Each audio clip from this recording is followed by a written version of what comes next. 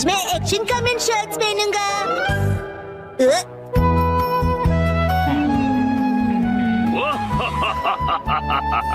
ये बताओ ये क्या है?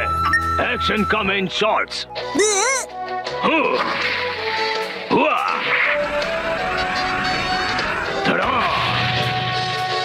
क्या तुमने पहने हैं एक्शन कमेंट शॉर्ट्स? कितनी कूल पैंट्स है। और मेरी वाली तो कितनी बोरिंग है। ओ, जो तुमने पहने हैं उन्हें अंडरपैंट्स कहते हैं और वो जो एक्शन कमेंट ने पहना है उसे शॉर्ट्स कहते हैं। शर्ट्स, मुझे भी शर्ट्स चाहिए, मुझे लाकर दीजिए ना। वो सिर्फ बड़े लोग पहनते हैं बेटा, अभी तुम बहुत छोटे हो। अरे तो क्या हुआ, मैं बड़े लोगों की शर्ट्स पहन लूंगा। सुनो, शिनचैन जल्दी ही बड़ा हो जाएगा, उसके लिए अभी से शॉर्ट्स लेना ठीक होगा। मित्सी, क्या कहती हो? हाँ, सही कहा आपने, लेकिन सिर्फ एक ही लेना, ठीक है?